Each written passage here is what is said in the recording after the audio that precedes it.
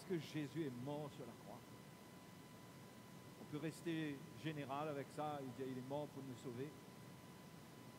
Mais quelle richesse il y a dans ce salut? À partir du moment où on est sauvé, qu'est-ce que Dieu a pour nous? Qu'est-ce que Dieu veut pour nous? Hein? Qu'est-ce qu'il veut pour nous, les frères et sœurs? Nous avons vu hier, comment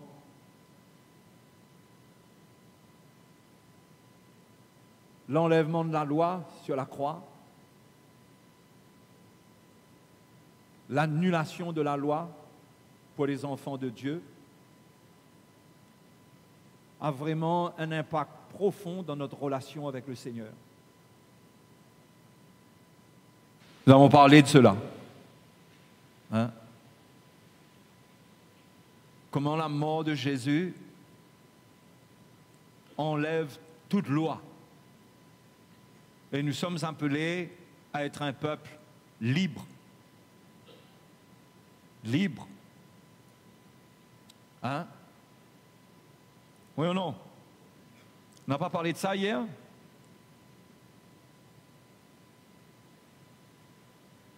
Pas de loi. Simplement un cœur dirigé par l'Esprit, mais un cœur pour le Seigneur, un cœur transformé, né de nouveau, loin du Saint-Esprit, pour servir Dieu librement. Nous avons été libérés de la loi. Alléluia. Hein? Et on a vu l'exemple d'Abraham. On a vu que nous sommes appelés à marcher sur les traces de la foi d'Abraham. Et que la foi d'Abraham n'était mélangée à aucune loi, à aucun principe. Dieu cherchait Abraham, Dieu parlait à Abraham, Dieu encourageait Abraham. Ce n'était pas encore l'époque de la loi. Et quelle liberté Abraham avait avec Dieu. Hein? Une liberté de relation extraordinaire. Et nous sommes appelés, nous, à marcher sur ces traces. Les traces d'Abraham quand il était inconverti, quand il était, incirconcis. C'est là qu'il a dit oui à l'appel de Dieu, il a cru, il a obéi, il est allé, il est sorti de sa patrie, il a cru, la Bible dit qu'il crut, et cela lui fut imputé à justice. Au travers de sa foi, Dieu lui a tout donné. Tout l'héritage de Dieu est pour Abraham juste par sa foi. Juste par le fait qu'il a cru et qu'il a continué à croire parce qu'il a dû prouver. Il a été testé dans sa foi pour voir jusqu'où il pouvait croire en Dieu. Croire en Dieu, c'est-à-dire se soumettre à Dieu. Parce que si on croit en Dieu, on lui obéit, on se soumet à lui, on lui fait confiance. On n'a pas de résistance. On sait qu'il conduit toutes choses dans notre vie. Abraham, Dieu lui a demandé même son fils, qui était l'accomplissement de la promesse. Dieu lui a demandé de sacrifier son fils. Sa foi devait aller jusque-là. Est-ce qu'il allait accepter de sacrifier Isaac sur le mont Moria? Ou bien il allait, après avoir vu la promesse, l'accomplissement de la promesse, il allait abandonner la foi. Il allait rester avec la promesse, et après c'était OK. Dieu voulait qu'il continue à croire. Et Dieu lui a demandé, sacrifie ton fils. Va, offre ton fils en sacrifice. Et Abraham a obéi. Le Seigneur ne lui a pas laissé le temps d'arriver au point où il a sacrifié Isaac. Dieu l'a arrêté à temps.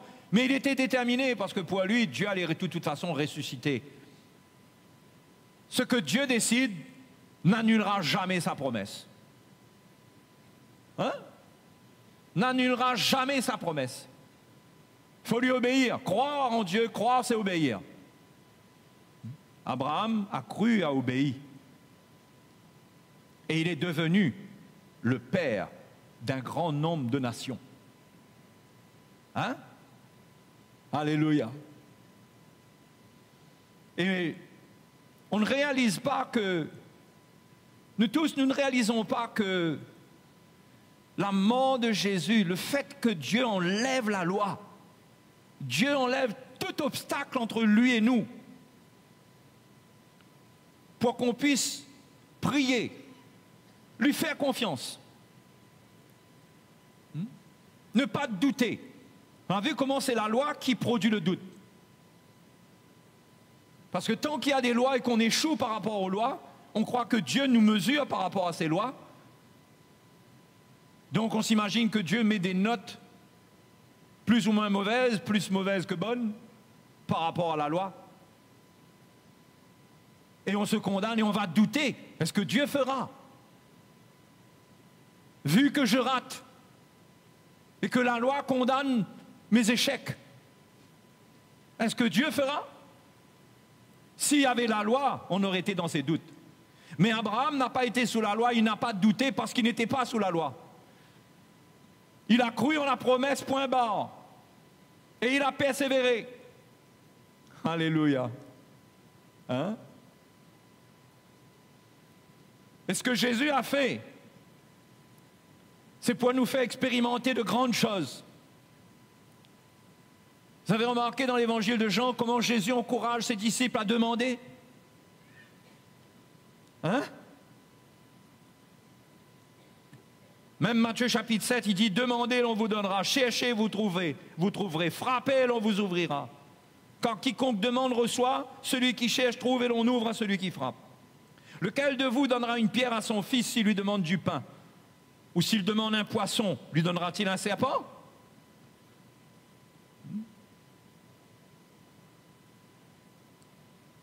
Si donc méchants, comme vous l'êtes, vous savez donner de bonnes choses à vos enfants, à combien plus forte raison votre Père qui est dans les cieux donnera-t-il de bonnes choses à ceux qui les lui demandent?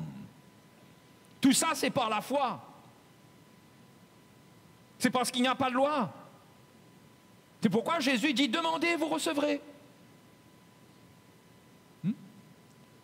C'est pourquoi nous-mêmes, on a besoin d'être libérés de la loi pour que notre foi grandisse. Pour qu'on soit purement dans la foi, en dehors de la loi. Parce que la loi condamnera toujours, la loi amènera toujours un doute. La loi nous fera ressentir qu'on n'est pas à la hauteur. Mais la promesse en Dieu ne change pas. Dans l'évangile de Jean, le Seigneur nous exhorte encore au chapitre 14. Il dit, mais au verset 12, en vérité, je vous le dis, celui qui croit en moi fera aussi les œuvres que je fais. Hein? De grandes choses. Et il en fera de plus grandes, parce que je m'en vais au Père. Et tout ce que vous demanderez en mon nom, je le ferai, afin que le Père soit glorifié dans le Fils. Si vous demandez quelque chose en mon nom, je le ferai. Hein?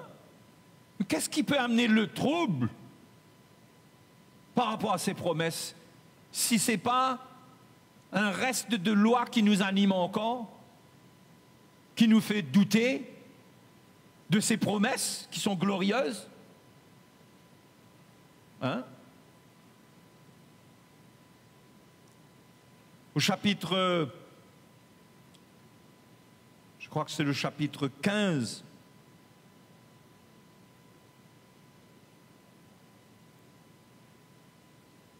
Jésus dit, verset 6, si vous demeurez en moi, verset 7, chapitre 15, verset 7, si vous demeurez en moi et que mes paroles demeurent en vous. Et ces paroles, ce n'est pas de la loi. Ces paroles, c'est les paroles de la vie, c'est la promesse de Dieu. Tout ce qu'il dit, c'est pour accomplir la promesse. C'est les paroles qu'il parle de ce que lui, il fait. Et qu'il nous demande de croire. Il dit donc, si mes paroles demeurent en vous, demandez ce que vous voudrez et cela vous sera accordé. Si vous portez beaucoup de fruits, c'est ainsi que mon Père sera glorifié et que vous serez mes disciples. Hein? Demandez ce que vous voudrez, cela vous sera accordé. De quoi est-ce qu'il parle? Pourquoi ces promesses sont si grandes? Seigneur, mais comment? Comment arrivera-t-on à vivre ces promesses? Elles sont réelles, c'est sorti de la bouche de Jésus. Jésus ne peut pas mentir.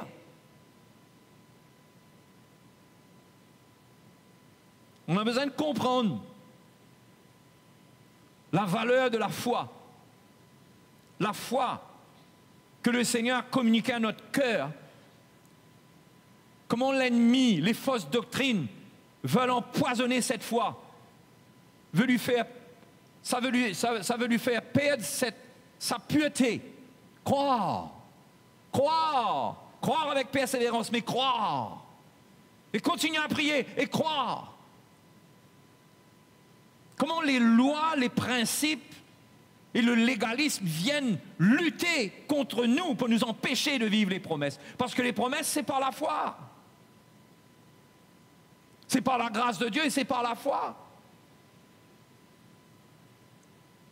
Romains chapitre 4.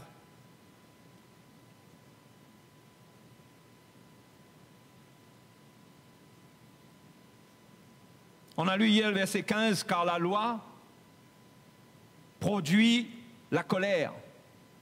Et là où il n'y a point de loi, il n'y a point non plus de transgression. On a vu comment Abraham avait une relation avec Dieu comme si qu'il ne transgressait jamais rien. On ne voit pas le Seigneur reprocher à Abraham des choses, mais Dieu l'encourage. Pourtant, il était faible, il avait des faiblesses. La parole de Dieu ne nous raconte pas sa vie, mais s'il était dans la chair, il est peut-être meilleur que nous, mais il était quand même un homme qui vivait dans la chair. Jamais Abraham n'a été reproché concernant des transgressions. Pourquoi? Parce qu'il n'y avait pas de loi. Parce qu'il avait une relation de cœur avec Dieu. Dieu l'avait accepté comme il était.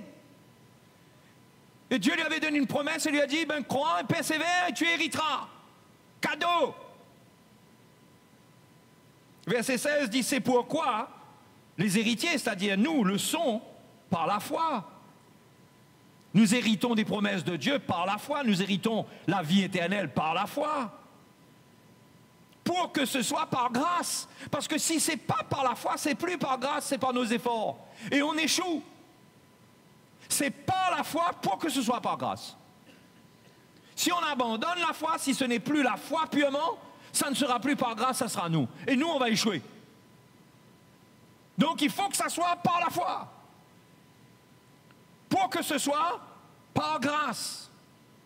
Afin que la promesse soit assurée à toute la postérité. Qu'est-ce qui assure la promesse? C'est la foi, afin que ce soit par grâce. La foi nous fait goûter à la grâce de Dieu. La grâce de Dieu, c'est que tout ce que Dieu a pour nous, il nous le donne. C'est pourquoi Jésus a dit, demandez et vous recevrez. Il s'agit de recevoir en demandant. Mais Jacques est clair, il dit, vous ne recevez pas parce que vous ne demandez pas. Donc il faut demander. La foi demande, la foi croit qu'elle va recevoir. Et on finit par recevoir. Mais entre, il y a la loi qui veut venir. Il y a toutes sortes de choses en nous, dans nos raisonnements. Il y a encore de la religion, il y a encore des choses en nous, de faux raisonnements qui nous animent pour amener un doute. Notre manière de croire est corrompue. Mais quand c'est par la foi, ça sera par la grâce et la promesse est assurée. La promesse ne peut pas être assurée dans un autre contexte que la foi purement. Mais il faut bien se dire une chose cependant. Abraham n'était pas sous la loi. Mais si on va dans Genèse, au chapitre 18, on va voir que Dieu dit quelque chose à Abraham. Premièrement, Dieu a dit au verset 17, Dieu allait lui parler de Sodome et Gomorrhe. N'est-ce pas extraordinaire que Dieu n'arrive pas à cacher à Abraham ce qu'il va faire? Hein?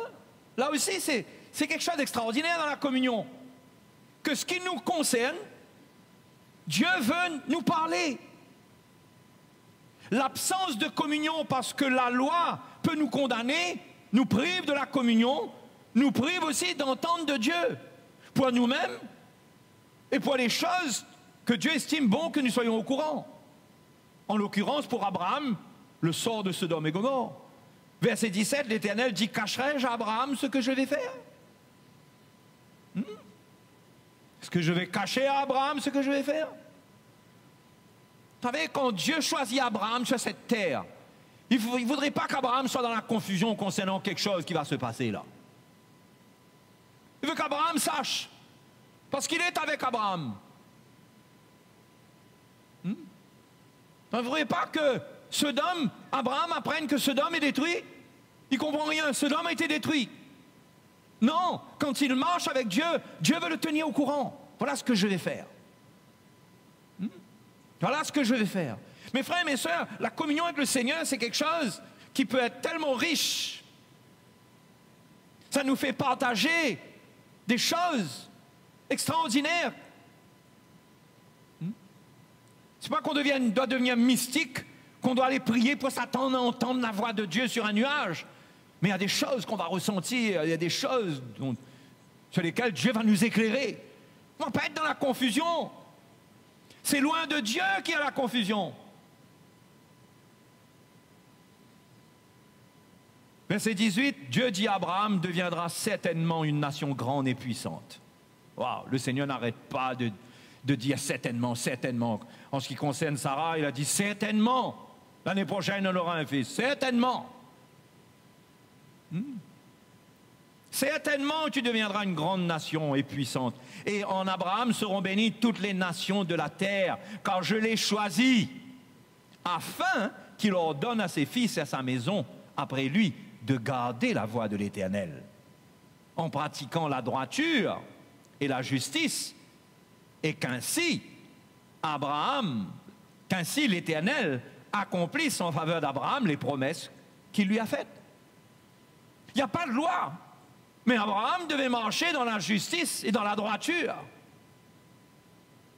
Il devait vivre avec son cœur et il devait ressentir et discerner le mal, et Dieu allait être avec lui pour qu'il arrive à comprendre ce qui n'est pas de lui et qu'il arrive à prendre des décisions justes sans qu'il y ait de loi. C'est ça la marche chrétienne. On marche sur les traces de la foi d'Abraham, sur les traces de sa liberté. Sans loi, Abraham devait pratiquer la justice. Il avait une conscience, il avait un cœur, il entendait la voix de Dieu. Quelque part, il était sous l'influence de Dieu. Il y a des choses qu'il ressentait de la part de Dieu. Il devait marcher dans la justice. Donc la vie chrétienne, c'est pas qu'on n'a pas de loi, hein, et qu'on marche comme on veut, mais Dieu veut mettre sa justice, il le fait en nous donnant le Saint-Esprit. Il veut mettre sa justice dans notre cœur et nous montrer, nous révéler. Ce qu'il veut, c'est qu'on soit droit et juste. Vous savez, Dieu ne nous demande pas beaucoup d'être droit et juste dans notre cœur. Vous savez, même quand vous avez des faiblesses, vous pouvez être juste avec votre faiblesse. Quelqu'un qui se repent, c'est quelqu'un qui est droit avec ses faiblesses. S'il ne se repent pas, il n'est pas droit. Donc la droiture et la justice, ça n'a rien à voir avec un état de perfection. Mais c'est, même avec nos faiblesses, c'est toujours être juste, être droit.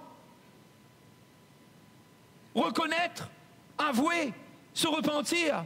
Et là, on continue en marche dans la droiture, on est droit. Si on ne se repent pas, on n'est pas droit. Non?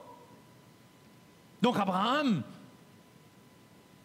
il reçoit ces paroles du Seigneur, extraordinaires.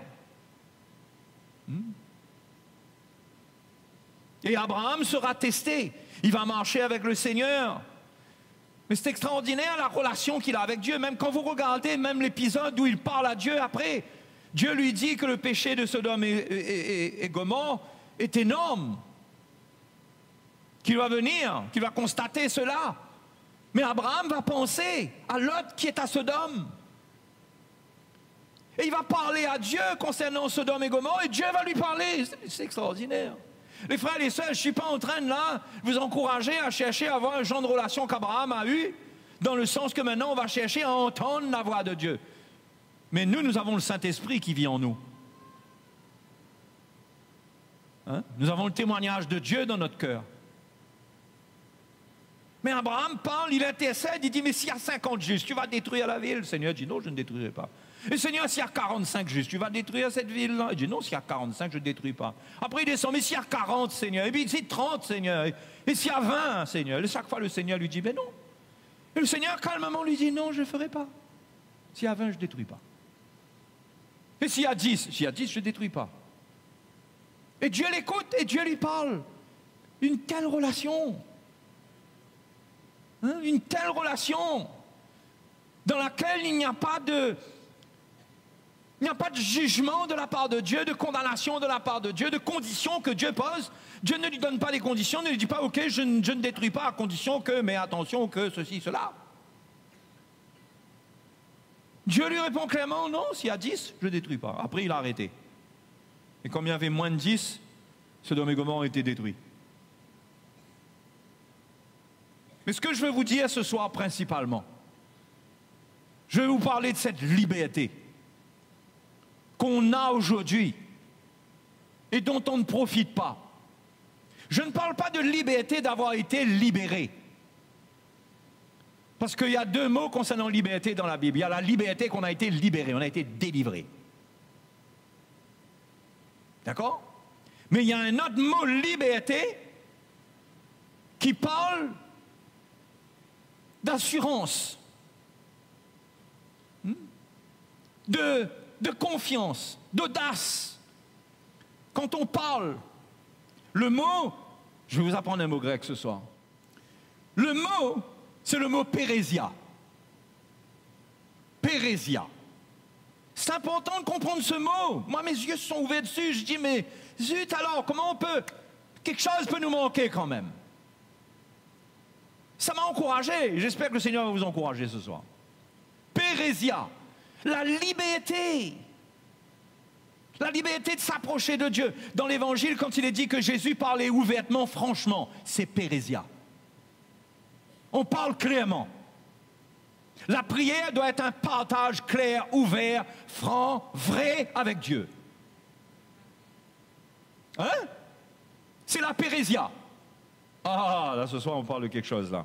La pérésia, j'aime bien. Hébreux, chapitre 10, verset 19. Et j'ai dû aller dénicher cette pérésia-là pour vous, avec les instruments que j'ai. Hébreux, chapitre 10, verset 19. Ainsi donc, frères, nous avons, au moyen du sang de Jésus, une libre entrée, une pérésia entrée. Une entrée de pérésia, une libre entrée. La porte est ouverte pour nous, pour qu'on vienne comme on est, avec des cœurs purs, mais qu'on vient et qu'on parle à Dieu. Abraham a parlé à Dieu face à face. La pérésia, c'est la liberté que Dieu nous donne de nous approcher de lui, de lui parler et de lui faire confiance qu'il entend. Parce qu'il n'y a plus de loi aujourd'hui pour nous condamner dans notre prière. Dieu entend. Puisque nous avons une libre entrée dans le sanctuaire par la route nouvelle et vivante qu'il a inaugurée. Ah oui, sur cette route-là, il n'y a plus de loi. Dans Ésaïe, chapitre 57, verset 14, le Seigneur parle, il exprime sa souffrance. Il dit, enlevez, préparez le chemin de mon peuple. Enlevez tout obstacle. Enlevez tout obstacle. Il dit, parce que je vois celui qui souffre. Mon cœur est avec celui qui est brisé dans son cœur, mais je vois comment il souffre. Je veux venir vers lui. Je suis avec celui qui a un cœur contrit et brisé. Il dit donc préparez le chemin. Et le chemin, la voie, La route nouvelle et vivante, c'est celle que Jésus a inaugurée pour nous quand il a enlevé toute loi. Pour que quand on vienne devant le Seigneur, au travers du voile qui a été déchiré, qu'on ait cette communion avec Dieu, où on peut demander et croire qu'on va recevoir. On ne profite pas de cette pérésia-là. On se laisse aller. On ne cherche pas Dieu. On ne s'approche pas de Dieu avec persévérance. Pourquoi? Hier, je vous disais, il n'y a pas de loi pour prier, c'est vrai. Mais quand on va réaliser ce que c'est que cette liberté-là, et ce que Dieu veut nous donner, parce que quand Jésus meurt, il meurt pour enlever l'obstacle, mais il meurt parce que Dieu veut nous révéler de grandes choses. Il ne donne pas sa vie pour nous donner des miettes. Il n'est pas mort pour nous donner des miettes. Il est mort pour nous donner tout l'héritage de Dieu. C'est pourquoi Jésus a dit, demandez, vous recevrez. Demandez.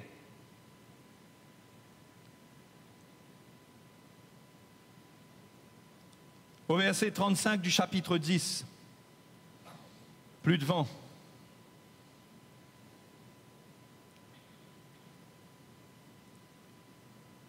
N'abandonnez donc pas votre assurance, votre pérésia.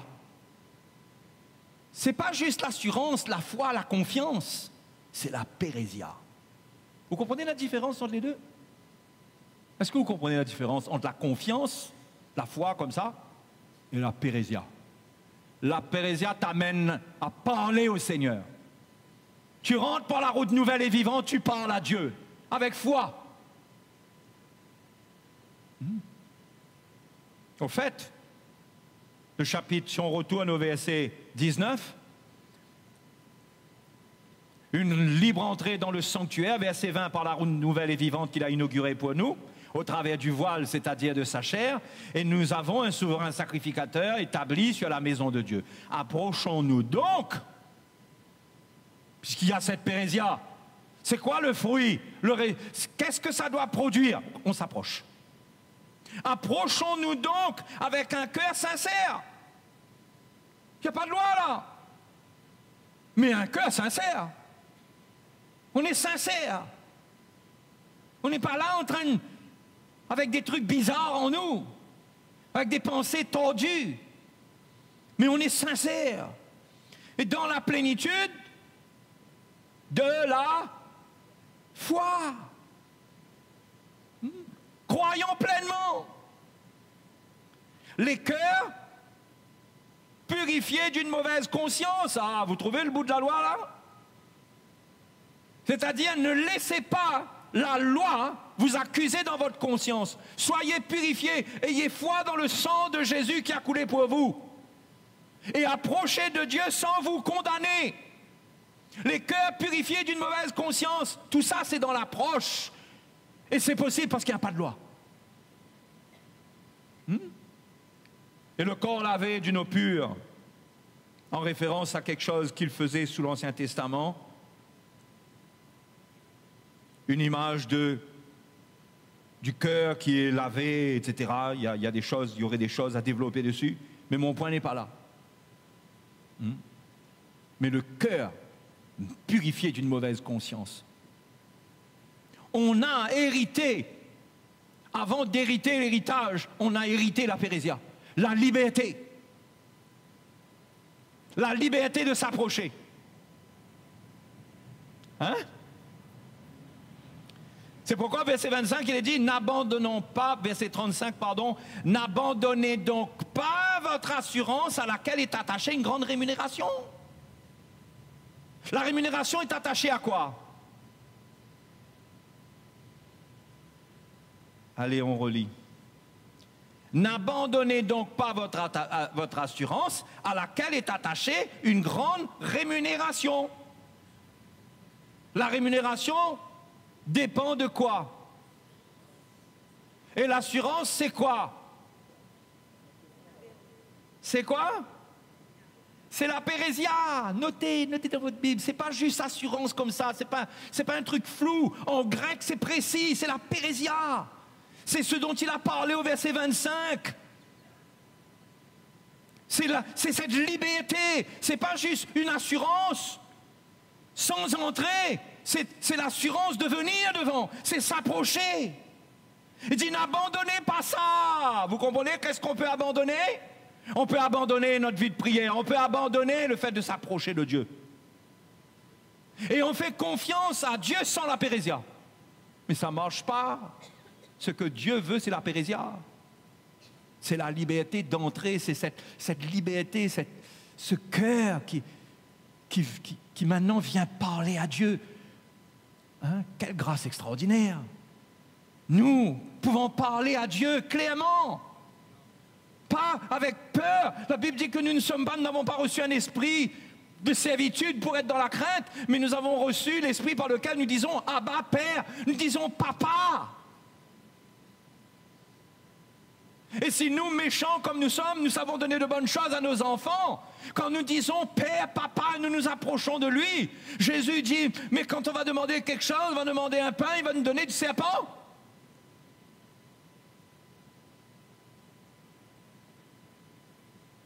Notre foi doit passer en action par la pérésia.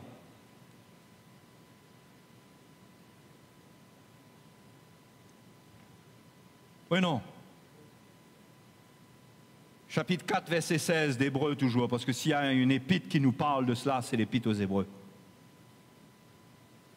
Parce que les chrétiens hébreux qui fuyaient la pureté de l'évangile de la croix, c'était le seul évangile qu'ils avaient entendu.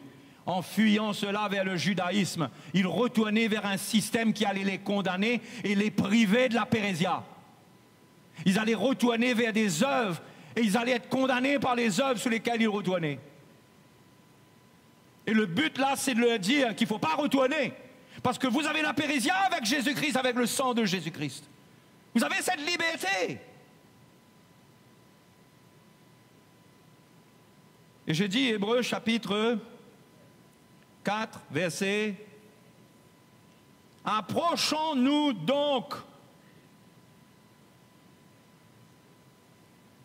Bon, avant cela, le verset 15 dit, nous n'avons pas un souverain sacrificateur qui ne puisse compatir à nos faiblesses. Nos faiblesses ne doivent pas nous condamner. Tant que notre cœur est sincère. Nous sommes dans la plénitude de la foi, nous croyons en lui. Nous ne nous laissons pas condamner.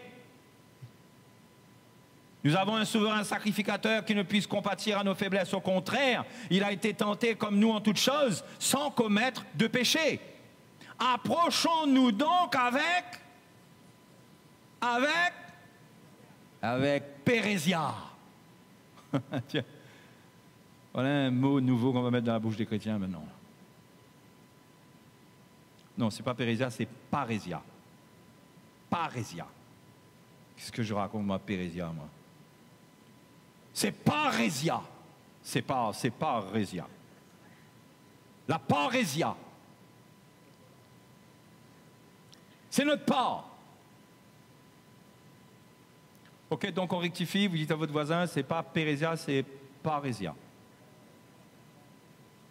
Mais peu importe le mot, hein, nous ce qu'on veut, nous, peu importe le nom du fruit, c'est manger le fruit. Parce qu'on peut connaître des noms de fruits par cœur, mais ce n'est pas connaître les noms qui sont intéressants. C'est manger le fruit qui est intéressant. Approchons-nous donc avec assurance, avec parésia, du trône de la grâce, afin d'obtenir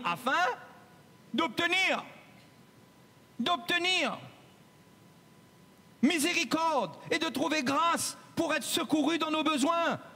Venons avec assurance, nous avons des faiblesses, mais celui qui est sur le trône de la grâce ne nous condamne pas. Il n'y a plus de loi par lesquelles il nous condamne. Si nous avons des faiblesses, nous nous approchons de lui avec la parésia, avec la liberté, avec l'assurance, avec une grande assurance. L'assurance, quelle assurance? Qu'est-ce que je fais que ça dans ma poche, moi? Il ne faut pas mettre des téléphones dans la poche. C'est très mauvais. 1 Jean chapitre 5. Me suivez ce soir?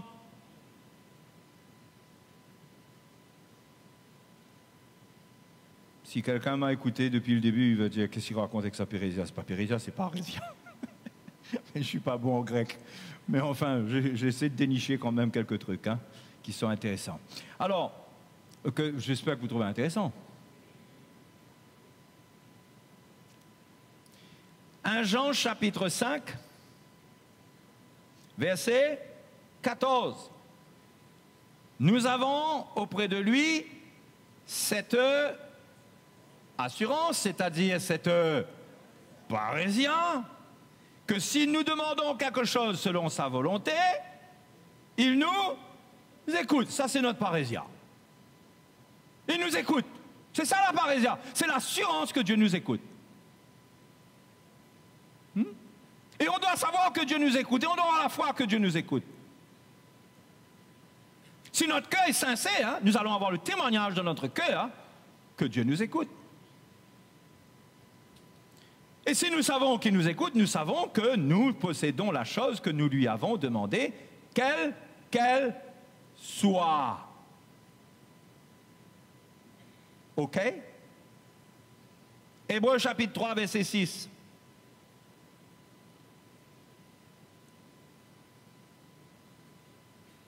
Hébreux 3, 6.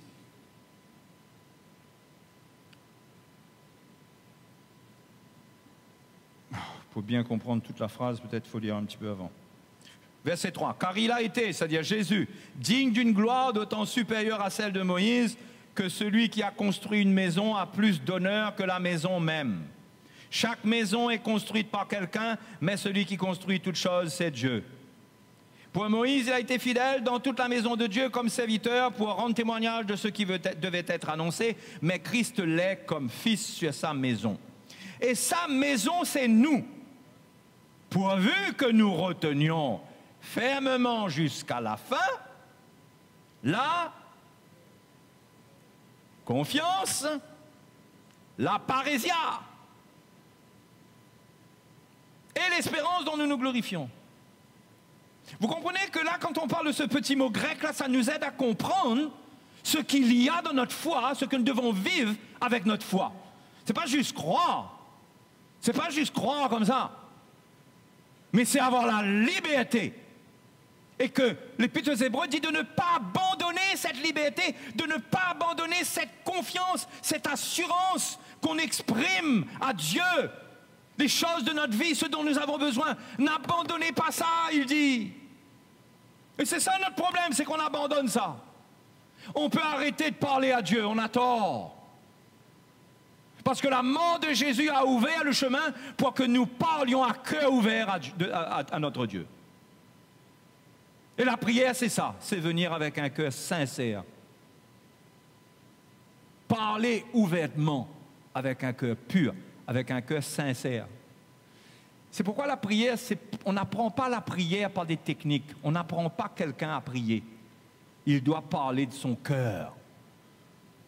L'œuvre de Dieu dans le cœur de quelqu'un fait que la prière, sa manière de prier, ça va changer, ça va grandir. Mais il n'y a pas une technique. Mais au fur et à mesure que Dieu œuvre dans son cœur, il trouve une liberté plus grande quand il prie, une plus grande assurance.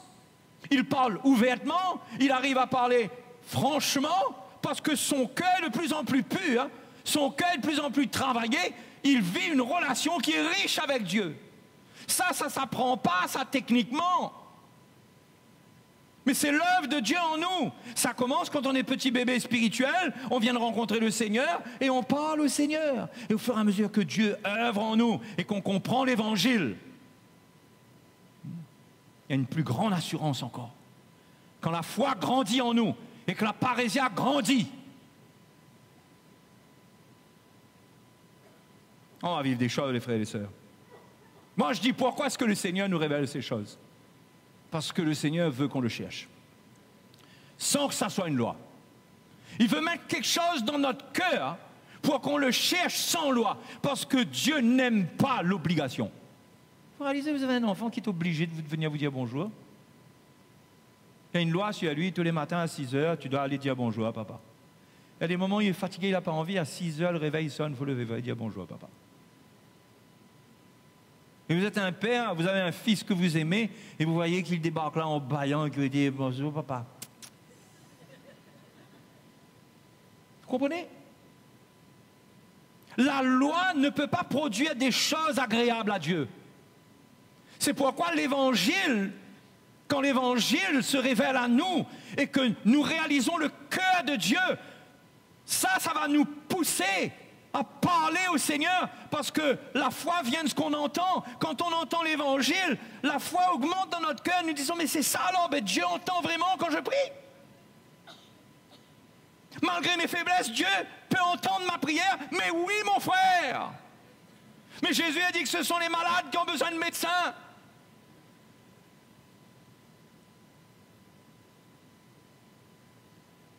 Pourvu que nous retenions fermement la parésia. Oh! C'est important pour nous de saisir ce petit bout-là pour vivre une foi où on s'approche de Dieu, s'approche de lui.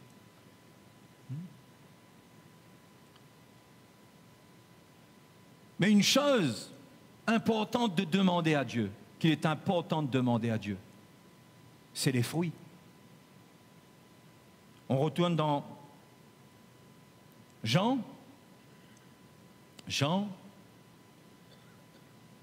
chapitre 15.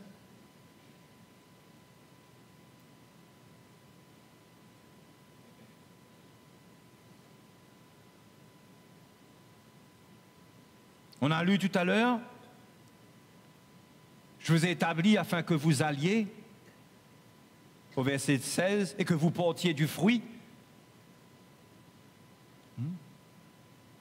et que votre fruit demeure. Oh, le passage où il parle, c'est 15:6. 15:7. Si vous demeurez en moi et que mes paroles demeurent en vous,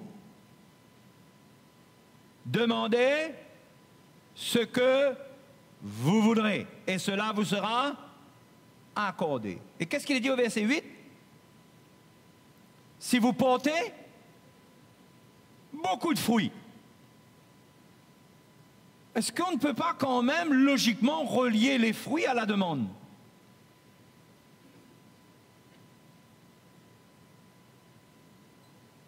Qu'est-ce qu'on doit désirer, nous? On doit désirer porter beaucoup de fruits.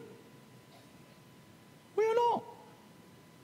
On doit désirer porter, mais pas un petit peu de fruits. C'est pourquoi Jésus a dit, demandez, vous recevrez. Parce que ce n'est pas porter un petit peu de fruits, c'est quand vous portez beaucoup de fruits que Jésus a dit que mon Père céleste est glorifié. Quel fruit!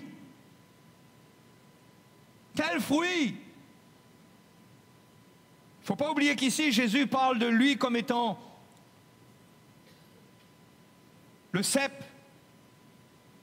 Il dit, je suis, au verset 1er, je suis le vrai cep et mon Père est le vigneron. Tout sarment qui est en moi et qui ne porte pas de fruit, il le retranche. Et tout sarment qui porte du fruit, il l'émonde afin qu'il porte encore plus de fruits.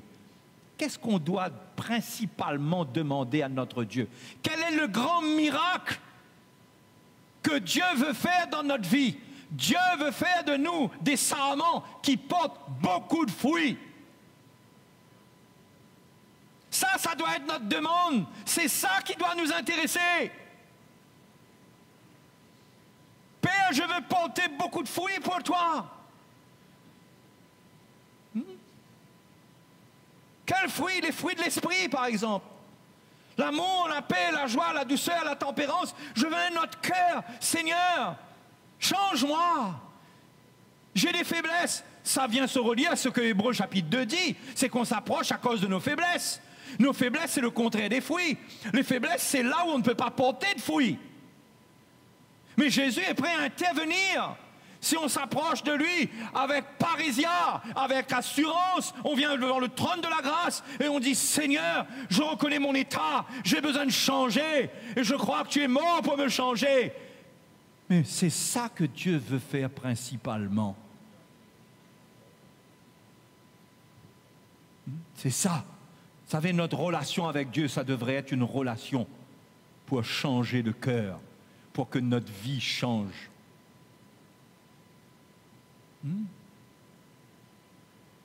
Malheureusement, beaucoup de chrétiens sont devenus des demandeurs de toutes sortes de choses.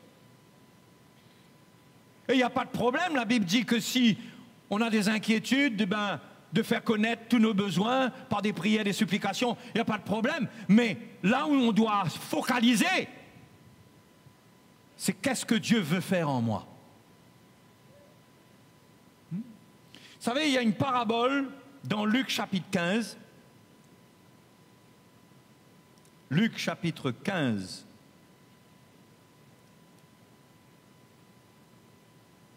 Connaissez cette parabole du fils prodigue? On ne va pas lire toute la parabole, ça va me prendre les 10 minutes qui me restent. Mais le verset 11 dit qu'il y avait 2 fils dans la parabole, il y avait un papa et 2 fils. Et le plus jeune va dire à son papa, donne-moi la part de bien qui doit me revenir. D'accord? Et qu'est-ce que le papa a fait? Le papa a distribué l'héritage et du coup, il a partagé les biens entre le jeune fils et l'aîné. Mais le jeune fils, lui, qu'est-ce qu'il a fait? Il a ramassé ses affaires quelques jours après, il a vu qu'il avait assez de quoi faire la fête et il a quitté la maison du père. Vous savez, qu'est-ce que ça révèle? Ça révèle un enfant qui ne comprend pas ce que son père attend de lui.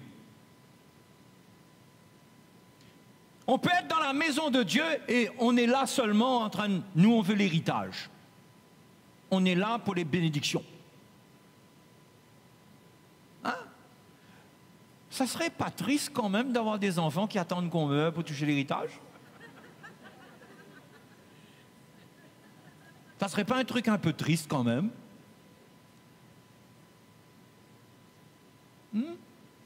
Vous savez combien de gens dans le monde aujourd'hui, quand leurs parents vieillissent, mais ils sont pressés à la limite que ça se finisse, quoi, parce qu'il y a des biens, il y a des trucs, là. Et là, si papa, maman est mort avant que la partagée, le déchirement familial est total, brutal et mortal.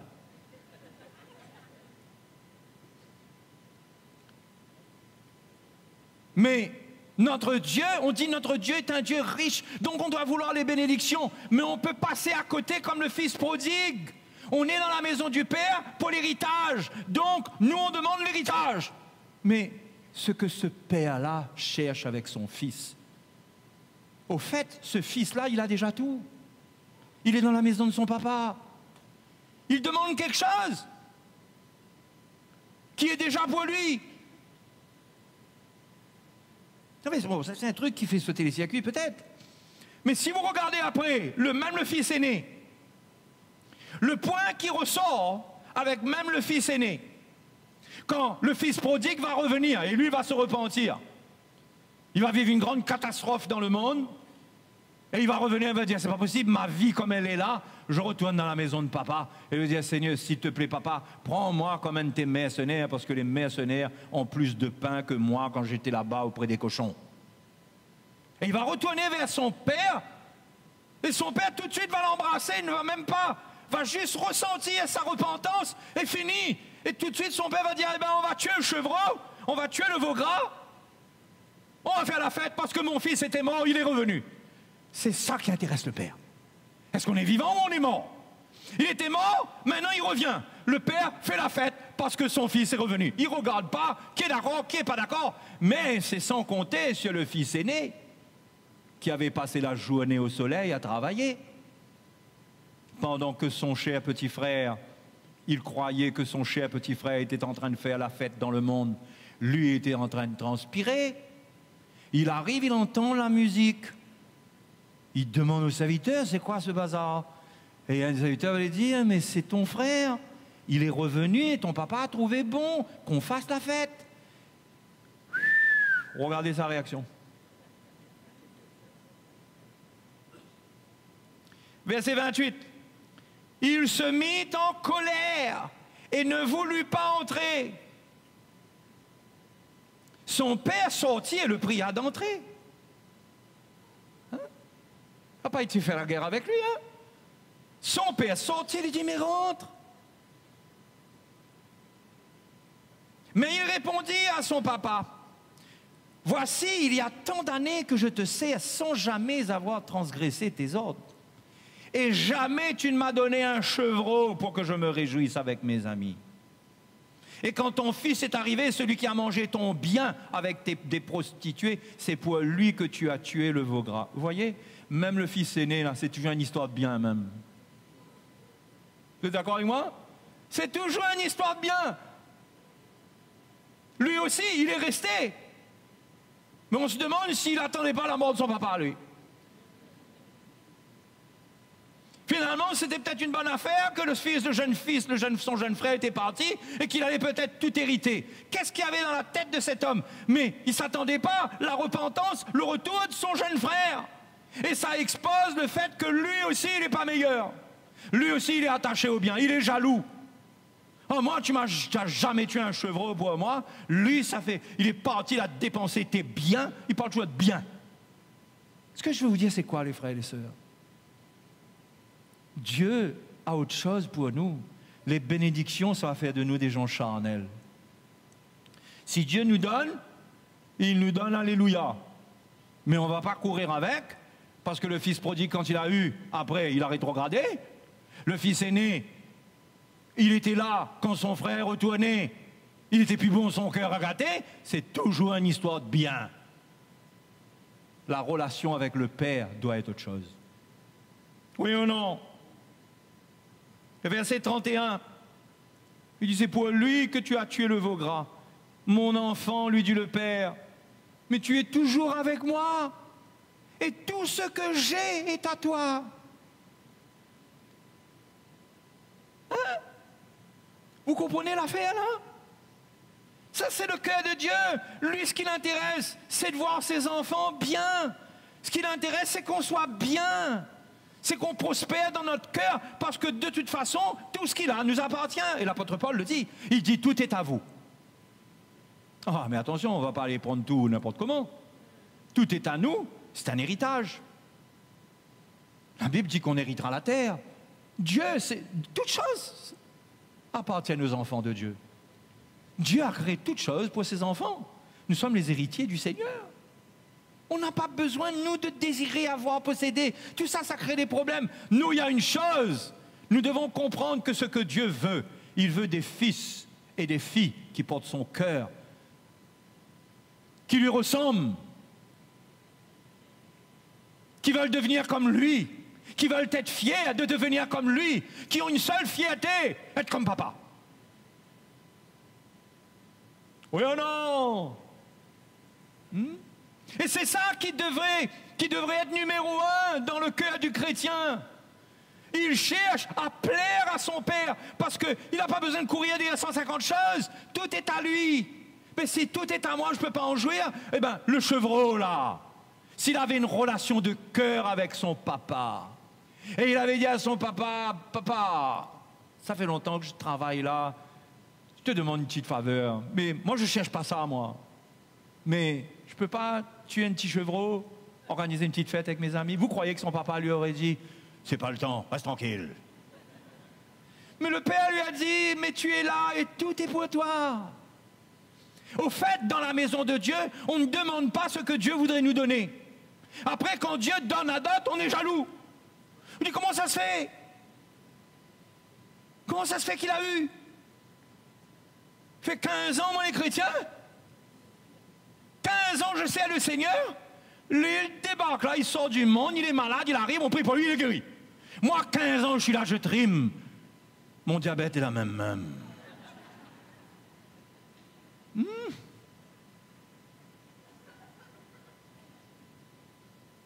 Mais mon frère, le cœur de Dieu s'est manifesté envers lui. Dieu est tellement content, Dieu le bénit. Dieu l'encourage, Dieu fait quelque chose pour le bénir. Mais il faut se réjouir avec le Père. Mais si on est dans une attitude où on est seulement avec les bénédictions et on n'est pas avec l'œuvre de Dieu dans notre vie, notre cœur va se gâter. On ne va pas comprendre. On va mal analyser les choses. On va croire même qu'il y a des préférences dans la maison de Dieu. Hein? C'est comme ça qu'il y a des chrétiens qui disent, oui, lui, oui, mais moi, là, combien de fois j'ai demandé ça et on me dit non. Mais mon frère, il faut que Dieu fasse une œuvre dans ta vie et dans ton cœur. Parce que le plan, c'est être émondé. Si on veut porter du fruit, il faut être émondé. Vous savez ce que ça veut dire, émondé? Ça veut dire le sécateur passe sur vous. Pas le ciseau sur vos cheveux, hein? Rien à voir. Le sécateur, ça vient couper, ça vient tailler, ça vient vous tailler. Ça coupe là, ça fait mal là, là, là. Mais à l'endroit où ça coupe là, il y a des bourgeons qui viennent. Après on demande, dit Père, oui, tu fais ton œuvre dans ma vie, je veux porter beaucoup de fruits. Et là les fruits commencent à venir et on est heureux. Parce que quand le Père est glorifié, on est dans la joie. Hein? Vous savez, si ces deux fils-là, ils étaient avec le cœur de leur papa et réjouir le cœur de leur père, vous croyez qu'ils auraient été dans ce problème-là? Ils auraient été heureux. Ils auraient dit, moi, ce qui est important pour moi, c'est que papa soit content. Mais il rentre, tout le monde cause comme ça, comme ça. Ce qui compte, c'est que papa soit content, il soit fier de moi. Mais c'est ça qui compte. C'est que Dieu nous transforme, parce qu'il y a une seule manière où Dieu peut vraiment être fier de nous. Le témoignage a été porté sur Jésus. Celui-ci est mon fils bien-aimé, en qui j'ai mis toute mon affection. Il faut être changé à l'image de Jésus. Hein? Oui ou non? Et ça parle de l'œuvre de Dieu en nous. Donc, qu'est-ce qu'on doit demander? C'est quoi notre parésia? C'est pas simplement, Seigneur, je te prie, ou un mois pour des miracles. Fais que quand je vais imposer les mains aux malades, les malades seront guéris. Mais ça, c'est le fils prodigue et le fils aîné, le fils prodigue. Il reçoit une onction là pour les guérir quelqu'un, il quitte la maison, il va faire son église. Il ne comprend rien. Il croit que là, il a quelque chose, il a ce qu'il faut, là, il ramasse ses affaires, il va faire son plan. Il devient un fils prodigue.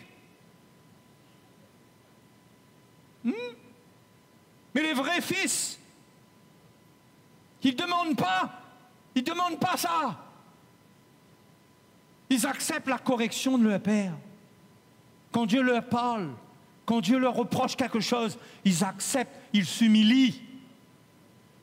Parce qu'ils sont dans une relation de cœur avec leur père. Tout ça, ça m'appartient, je n'ai même pas besoin de demander. Pourquoi je vais demander quelque chose qui m'appartient? Et si tu ne vois pas que ça t'appartient, tu vas aller demander, mais c'est drôle. Pourquoi tu demandes quelque chose qui t'appartient? Mais c'est le Père qui gère, bien sûr. Mais ça t'appartient. C'est lui qui décide si c'est aujourd'hui, si c'est demain. Mais ça t'appartient. On est prêt à prendre patience?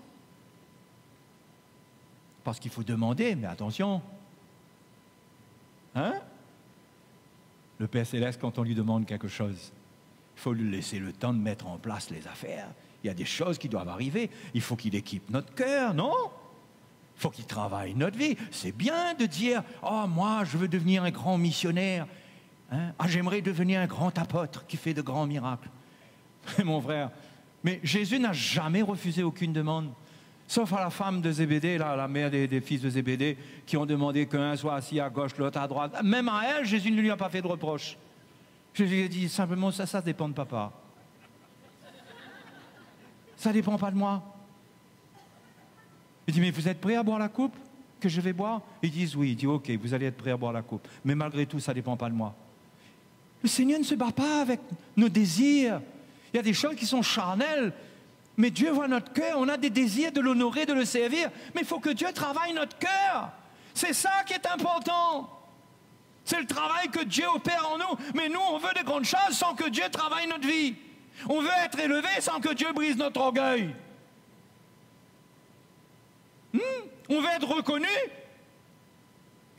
sans que Dieu nous humilie. Si tu veux être reconnu, tu vas voir que la première chose qui va se passer, tu vas être abaissé. Parce que tu vas être reconnu alors que tu es abaissé. Parce que si tu te lèves, tu seras abaissé. Mais ça va faire mal. C'est ce qui est arrivé au fils prodigue. Il a cru prendre son chemin et être capable. Il s'est cassé le nez. Mais nous, ce qui est important pour nous, notre parésia, le but de notre liberté dans notre relation avec Dieu, c'est Seigneur, s'il te plaît, montre-moi mon cœur. Parle-moi, change-moi. Peu importe ce que j'ai. Mais de toute façon, Seigneur, je sais que tu vas prendre soin de moi. Dieu a dit qu'il va prendre soin de nous. C'est quoi cette histoire qu'on a besoin de demander au Seigneur, ta histoire? Jésus a dit, c'est les païens qui agissent comme ça. Oui ou non? Il n'a pas dit? Matthieu chapitre 6, à la fin de chapitre 6, il le dit. Il dit, c'est les païens qui demandent ça. Qu'est-ce que tu as demandé? Seigneur, hein, donne-moi ça, donne-moi ça. Tu ne vas pas arrêter de prier, hein? Parce que quand tu commences à demander ces choses-là, ta chair ne sera jamais satisfaite. Il vaut mieux que Dieu te résiste dès le premier coup. Tout est à nous. Mes frères et mes sœurs, tout est à nous. Voyez, vous ne croyez pas? Tout est à nous. Tous les arbres qui poussent dans cette île, c'est à nous. Mais on va pas les rentrer dans la cour des champs. Mais c'est à nous. Si demain on a faim, Dieu saura faire en sorte qu'il y a des fruits qui arrivent. Parce que les gens croient que c'est à eux, mais la Bible dit que que le méchant met en réserve pour le juste. Il y a des gens qui croient qu'ils sont riches pour eux, mais il arrive un moment où Dieu prend leur richesse et donne au juste. Allez comprendre vous.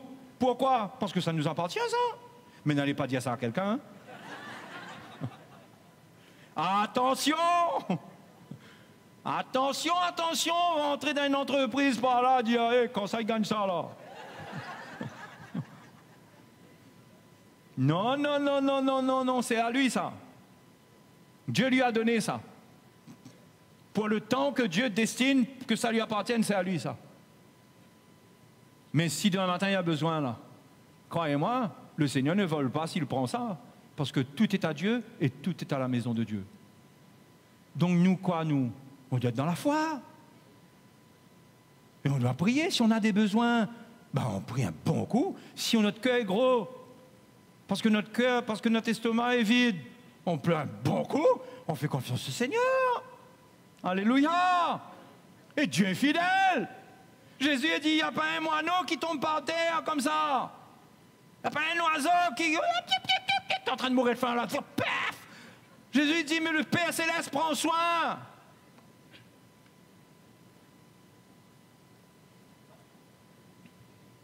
Frères et sœurs, ce qui est important, ce n'est pas de chercher à posséder quoi que ce soit parce que tout est à nous.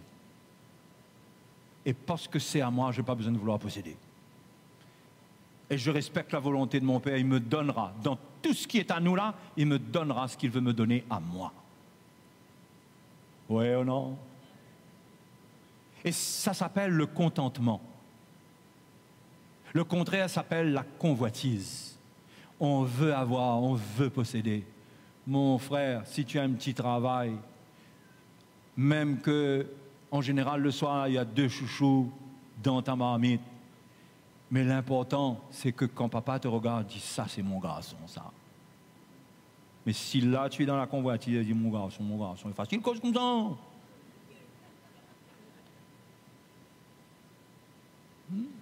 Mais être dans le contentement et s'approcher de Dieu pour être transformé, pour être émondé. Alléluia. C'est bon, non? Et que là, si on demande un chevreau, le Père nous dit, garçon, laisse ça grossir encore un peu. Et nous avons envie de défoncer tout de suite. Là. Il commence juste à marcher là, non, avec finir avec lui. On ne comprend pas, nous on ne comprend rien, nous on croit qu'on comprend, nous on croit que c'est l'heure de manger, on croit que le temps est arrivé, mais Dieu voit que ce n'est pas l'heure. On reste dans le repos parce que ça nous appartient à nous-mêmes, ça.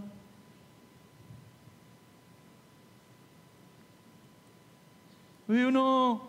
Dans la maison de Dieu, les jeunes, dans la maison de Dieu, il y a des époux et des épouses qui ont été préparés. Vous avez besoin de prendre quoi?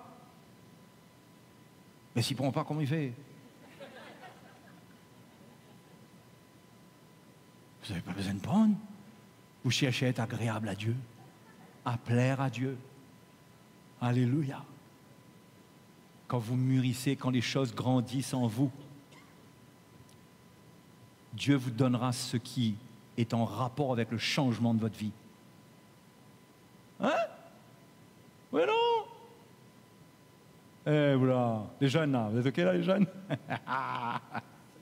Vous imaginez que si je dois faire une course en équipe, j'embarque un coéquipier avec moi, et cette année, on va faire la course des 10 km. Et là, le coéquipier, lui, est bon pour les 10 km. Je dis, ah ben ça, c'est mon partenaire, il est bon pour les 10 km. Mais l'année prochaine, quand je développe, là, moi, il faut que je cours 50 km. Et l'autre, toujours en train de râler dans son 10 km. Hein? Comprends? Laisse Dieu te donner la personne qu'il faut. Tu n'as pas à t'inquiéter, à convoiter, à essayer de faire aller. Hein? Non, pas la peine. Pas la peine, ramasse tout. Ramasse tout. Cherche le Seigneur, cherche à plaire à Dieu. Dieu a un chevreau pour toi. Il y a un mari qui sera sacrifié pour toi. Il sera sacrifié, c'est son rôle. Si tu prends le mauvais, il va te sacrifier. Il va te sacrifier, il va te couper. Cherche l'œuvre de Dieu dans ta vie. C'est ça qu'il faut. C'est ça qu'il faut. Chercher à porter du fruit. Chercher à grandir dans l'amour. Chercher à grandir dans la sainteté. Marcher dans la justice. Devenir quelqu'un qui grandit en Christ. Et quand vous grandissez, Dieu vous donne l'héritage. Vous n'avez pas besoin de l'arracher des mains de papa. Lui-même, un jour, il t'appelle dans sa chambre. Il dit, mon coco, viens. Et croyez-moi, le Père Céleste, il n'est pas comme le papa d'Esaïe et Jacob, il ne perd pas les yeux, lui. Hein? On ne vient pas le rouler à coups de trucs sur le bras et tout ça. Hein? Il voit bien clair. Quand arrive le moment, il te dit, viens. Et je vais te bénir. Croyez-moi, Dieu est comme ça. Mais est-ce qu'on a la foi que notre Dieu est comme ça? Est-ce qu'on veut vivre une relation avec Dieu comme ça? Moi, je vois que Dieu fait des choses extraordinaires. Dieu arrive à donner un emploi à quelqu'un qui n'a même pas la qualification pour cet emploi. Après, il donne l'emploi, après il le qualifie. J'ai vu ça chez un frère. Dieu fait des choses grandes. Vous voyez quelqu'un qu'on dirait qu'il n'est pas trop joli, le Seigneur lui donne la princesse de la ville. Il n'y a pas besoin de convoiter, pas besoin de chercher rien. Si Dieu a quelque chose pour toi, il te le donnera. Vous comprenez, je fais rien un peu là. On n'a pas besoin de vivre avec la convoitise, avec nos luttes, avec nos combats. Hein? Quand ça y arrive, ça fait longtemps, m'y prie. Il faut jeûner là, il faut jeûner pour ça. Reste tranquille, mon frère. Jeûne pour être libéré de tes faiblesses. Jeûne pour l'œuvre missionnaire. Arrête de te battre. Va pas jeûner 40 jours pour un loto. Fais pas ça. Fais pas ça.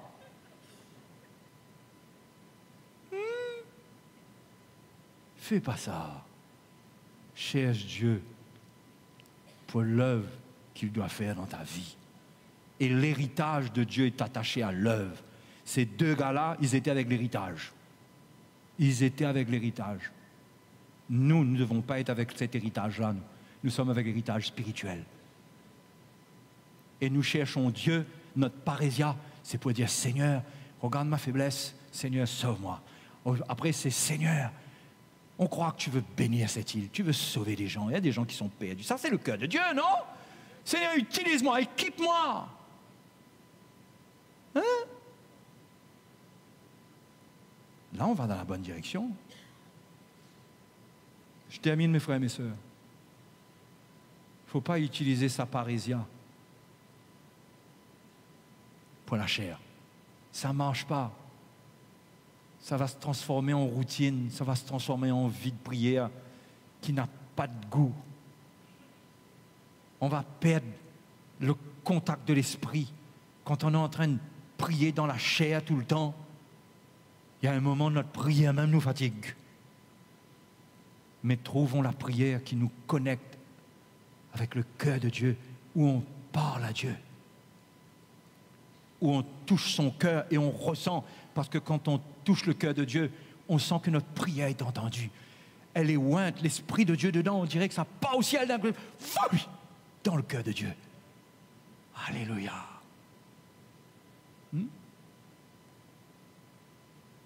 Alléluia. Allons prier le Seigneur. Que le Seigneur dépose dans notre cœur le goût de le chercher, de le prier, sans que ça soit une loi, sans que ça soit quelque chose de pénible, mais qu'on arrive à voir qu'est-ce qui est agréable à Dieu et que l'Esprit de Dieu nous motive, nous réveille, pour qu'on arrive à avoir le cœur qui plaît à Dieu, la recherche, l'approche sincère. Alléluia. Seigneur, touche nos cœurs, Seigneur. Nous sommes tellement loin de ta volonté souvent. Dans nos prières même, nous sommes dans l'égarement. Souvent priant dans la chair, étant égoïstes, voulant satisfaire les désirs de notre chair.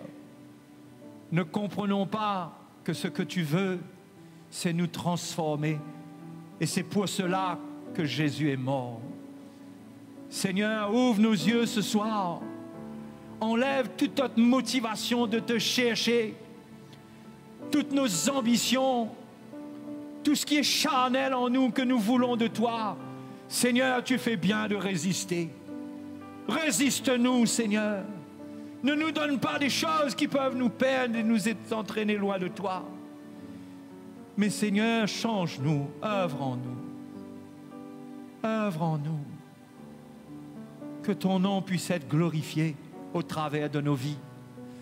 Seigneur, enlève de nous toute motivation fausse, toute hypocrisie, tout ce qui n'est pas vrai. Oh Dieu, nous acceptons d'être testés.